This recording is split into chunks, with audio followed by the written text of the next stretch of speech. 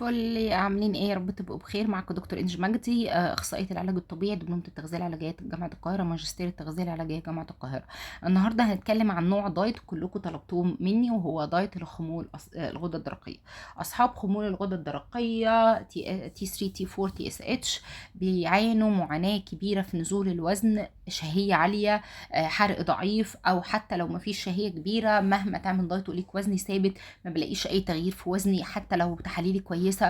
اوقات كتير بنقابل ناس لما بنقعد نتكلم معاها بنلاقيها بندخل اكل مش مناسب لنشاط خمول الغده الدرقيه، واوقات بنلاقي ناس عندها عدم تنظيم في وجباتها، مش عارفه تنظم اكلها، بتعمل عادات غلط بتخلي المشكله تبقى ازيد. فاحنا النهارده هنحط الضوء على دايت خمول الغده الدرقيه، وازاي استفاد من الصيام المتقطع في رفع حرق جسمي وتحسين من نشاط الغده الدرقيه. يلا نبدأ، يلا بينا.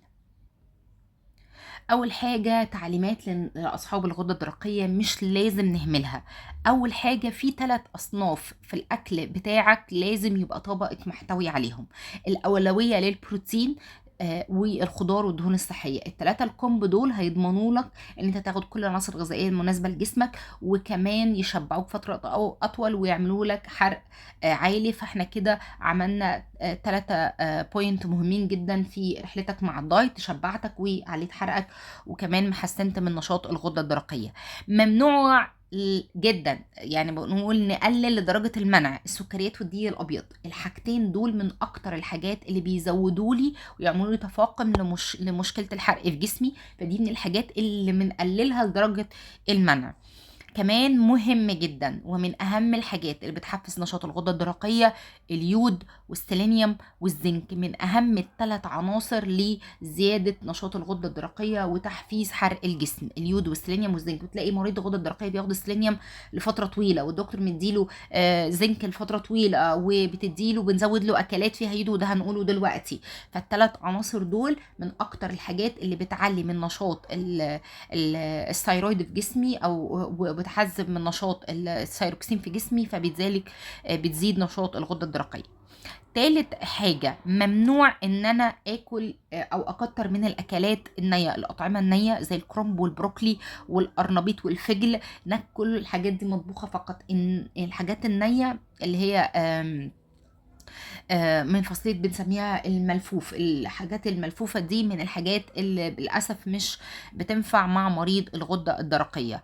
لازم ناخد بالنا كويس جدا الناس اللي بتدخل صويا، فول الصويا ولبن الصويا ومنتجات الصويا كلها ممنوع منعا باتا، لأنها بتقلل من امتصاص هرمون التروكسين في جسمنا. الأدوية اللي بتتاخد على معدة فاضية ممنوعة من غير لا قهوة ولا لبن لمدة ساعة بعدها. الأدوية بتتاخد على معدة فاضية. بعتذر إن أنا المفروض إن غدة علاج الغدة الدرقية بيتاخد على معدة فاضية قبل حتى ما أشرب القهوة بتاعتي أو اللبن، وأفصل ما بين العلاج بتاع الغدة بتاعي والأكل أو أي حاجة مدة ساعة. بعد كده ببدأ أتعامل بعد علاج الغدة. طيب انت قلتي لي تعليمات عامه خاصه بنظام الاكل. طب لو اديتيني نظام فصلي لي كده ازاي اخد البروتين والدهون الصحيه والمكسرات. لازم تهتم بالفطار بحاجتين. احنا قلنا هصحى هاخد علاج الغده الدرقيه بميه، وبعدها بساعه هبدا اتعامل باكلي. الفطار والعشاء بدون اي نشويات، قلنا عايزين نقلل كويس جدا من الدقيق الابيض. فانا هاخد عباره عن بروتين وخضار ودهون صحيه. البروتين ممكن على هيئه فول او بيض او جبنه، والخضار طبعا طبق السلطه. الدهون الصحيه على اي مكسرات او زبده فول سوداني او زيت زيتون. انا كده خدت الثلاث اصناف اللي انا محتاجاهم تزود لي من نشاط الغده الدرقيه اول ما اصحى وكمان قبل النوم. وجبة الغداء من أهم الوجبات، لازم أشبع كويس جدا. هاخد ربع طبقي بروتين وربع التاني نشويات، والخضار في النص الباقي. طيب الربع البروتين ده لازم اهتم بايه؟ بالمأكولات البحريه، علشان هي افضل بروتين للغده الدرقيه. مأكولات بحريه زي المكاريل، السلمون، السردين، التونه، الجمبري، الحاجات كلها شوربه السي فود. الحاجات دي كلها غنيه جدا جدا جدا باليود اللي محتاجه لنشاط الغده الدرقيه، فتاكليه على الاقل من 3 ل 4 مرات في الاسبوع. الاسناك بالنسبه لمريض الغده الدرقيه هياخد فاكهه وزبادي. واحسن انواع الفاكهه طبعا الكيوي بالنسبه لمريض الغده الدرقيه. السلايد ده مهم. طيب انت قلتي لي النظام ان جنرال، ايه الكميات بقى، حصص الاكل؟ هقول لكم حصص الاكل بعد الطهي. فانا قلت لو نشويات هيبقى 4 معالق رز، او نص كوبايه كوبايه كبيره مكرونه، او كوبايه صغيره بطاطسايه واحده صغيره. الفريك 5 معالق، وده من احسن انواع النشويات المعقده، فريك او برغل. العيش هيبقى من ربع نص رغيف بالكتير، ده اللي هو احنا هناخده في وجبه الغداء. البقوليات هيبقى طبق، وده هيبقى بالنسبه للنشويات.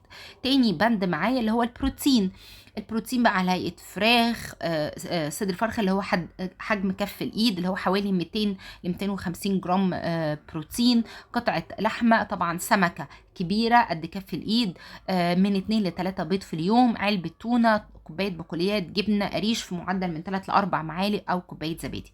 دهون الصحيه يا جماعه مهمه جدا زي ما قلنا، لانها مهمه جدا لرفع نشاط الغده وللحرق. 3 معالق من زيت الزيتون او السمنه البلدي او الزبده البلدي، دول احسن 3 ماده دهنيه تستخدمهم، سواء حتى غده درقيه او غيره. مكسرات اي نوع، ناس تقولي كاجو ولا فستق ولا بندق ولا فول سوداني، اي نوع حوالي 7 معالق. معلقه زبده فول سوداني مضمونه التصنيع، وما يكونش فيها سكر، وتبقى ضامن انها ايه، طبيعيه. او ناخد زيتونات من 3 ل 4 وحدات زيتون معايا في يوم.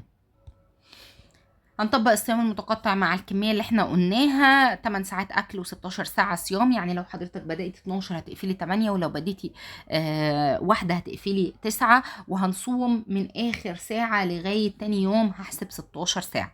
المية أهم حاجة معايا مع علاج الغدة وبعد علاج الغدة وقبل الفطار وقبل الغداء وهكذا. طول اليوم هشرب مية يزيد عن 3 لتر يوميا.